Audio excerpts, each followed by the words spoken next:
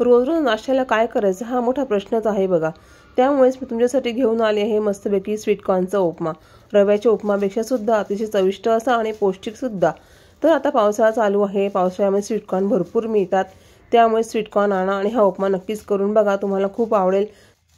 तर यासाठी प्रथम मी स्वीटकॉर्नची साल काढून घेतलेली आहे। स्वीटकॉर्न आपल्याला हवे तेवढे तुम्ही घेऊ शकतात। घरात तुम्ही किती मेंबर आहात त्याप्रमाणे तुम्ही स्वीटकॉर्नची संख्या वाढवू शकता। तर एक स्वीटकॉर्नचा उपमा आपल्याला एका व्यक्तीसाठी सुद्धा पुरेसा आहे। इथे मी 3 स्वीटकॉर्न घेतलेले आहे, त्याची साल काढून घेतलेले आहे आणि किसणीवरती आपण एक किसून घ्यायचे आहे। किसणीच्या मोठ्या भागाने हे किसून घ्यायचे आहे, म्हणजे जाड भागाने किसल्यानंतर ते छानपैकी जाडसर असे तयार होणार आहे। किसल्यामुळे काय होतं की अगदी पटकनही होतं। जर तुम्हाला दाणे काढून जर करायचं असेल तुम्ही दाणे काढून घ्या आणि मिक्सरला जाडं वाटून घ्या। तर आता आपण एका कढईमध्ये तेल टाकलेलं आहे, एक पळीभर तेल टाकलेलं आहे, त्याच्यामध्ये आपण मोहरी आणि जिरं घातलेलं आहे। आता जिरं आणि मोहरी तडतडल्यानंतर त्यामध्ये थोडंसं हिंग सुद्धा घालायचं आहे। आता यामध्ये मी घातलेलं आहे लसूण। लसणाच्या 5 ते 6 पाकळ्या घालायच्या आहेत। त्यानंतर लसूण थोडंसं लालसर झाल्यानंतर त्यामध्ये आपण टाकणार आहोत मिरची। तर मिरची ही तुम्ही लाल घेऊ शकतात किंवा हिरवी मिरची सुद्धा याच्यामध्ये तुम्ही वापरू शकतात।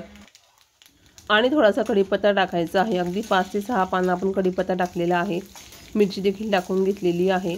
आता हे सर्व जिन्नस मस्तपैकी तेलावरती फ्राय होऊ द्यायचं आहे। आता आपण टाकत आहोत थोडीशी हळद। हळद अगदी पाव चमचाभर टाकायची आहे। हळदीमुळे कलर खूप छान येतो आणि असं आपण स्वीटकॉर्नचं तुम्ही बघू शकता कलर किती छान आलेला आहे।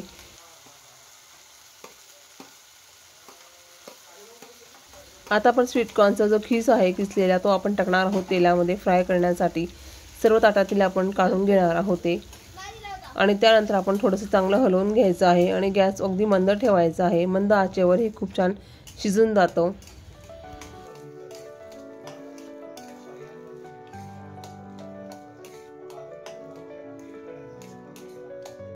स्वीटकॉर्नची दाणे असतात ना त्यामध्ये स्वतःचा एक रस असतो बघा, तो रस असा छान गोडसर असा लागतो। त्यामुळेच यामध्ये थोडीशी मिरची आपण जास्त घालायची आहे आणि त्यामुळे काय होतं की तिखट आणि गोड असं छान चविष्ट असं हे लागतं। त्यानंतर आपण खाताना त्यामध्ये लिंबू पिळून खायचं आहे।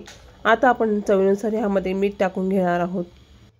मीठ टाकून झालेलं आहे, एकदा पुन्हा हे हलवून घ्यायचं आहे, म्हणजे सगळ्या बाजूने छानपैकी हे मीठ लागेल आणि आपला पदार्थ खूप छान बनेल।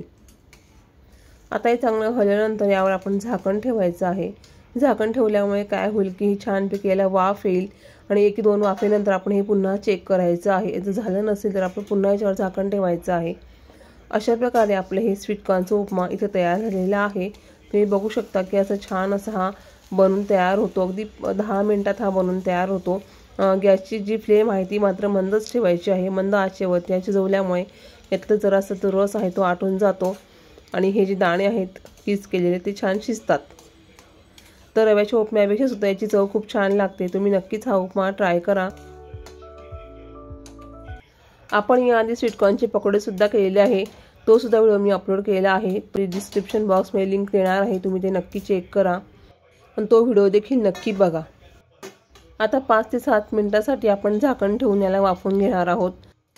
वा, एकदम मस्त शिजलेला आहे बघा हा उपमा। अगदी झटपट असा होणारा हा नाश्ता आहे, तुम्हाला कंटाळा देखील येणार नाही। स्वीटकॉर्न भाजून खाण्यापेक्षा किंवा इतर पदार्थ करण्यापेक्षा हा उपमा तुम्ही नक्की करून बघा।